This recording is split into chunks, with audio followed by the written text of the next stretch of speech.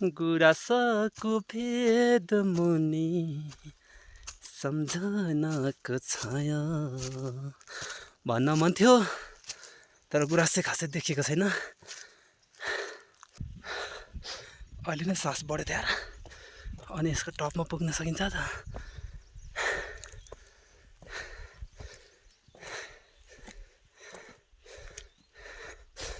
भाइहरू कहाँदेखि हो?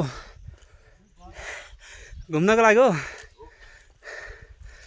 कहाँसम्म? माथिसम्म जाने हो? मन्दिर छ माथि? बाटो त अनि खतरा छ। के हो के भाइहरू पहिलोचोटि हो कि पहिले पनि आएको थियो?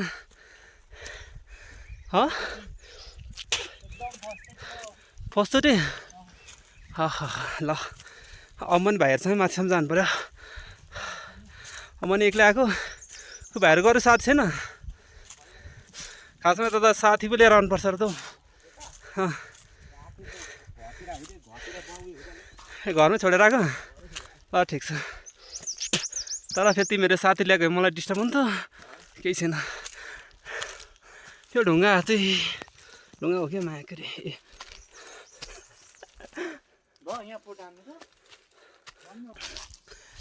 ल हामी चाहिँ अहिले एकदम जङ्गलको यात्रा गरिरहेका छौँ।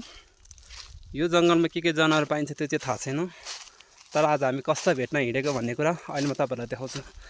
आज हामी एकदम स्पेसल चिज भेट्न हिँड्दैछौँ। केटाहरू त्यसकै मात्र कुरा गरेको अगाडि हिँड्दै यस्तो होला उस्तो होला आहा कति मजा होला भन्दै केटाहरू गफ गर्दैछ। केटाहरूको गफ सुन्न मजा आइरहेछ। फाइनली यहाँ चाहिँ गुराँस भेटिएको छ। यही हो हामीले खोजेको। वाउ, यही हो नि त हामीले खोजेको।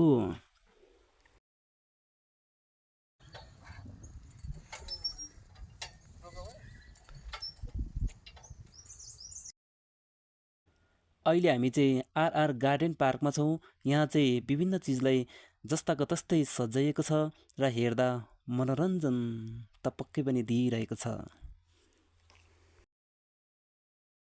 पर चाहिँ एउटा फिल्मको सुटिङ हुँदै रहेछ, तर फिल्म चाहिँ कुन हो थाहा छैन है। भोलि पर्सि हेर्नु पर्ला अनि चिन्नु पर्ला। अब हिरोको अनुहार चाहिँ देखिन्न भन्नुपर्छ, जति जुम गरे पनि मोबाइलले देखाउनै सकेन।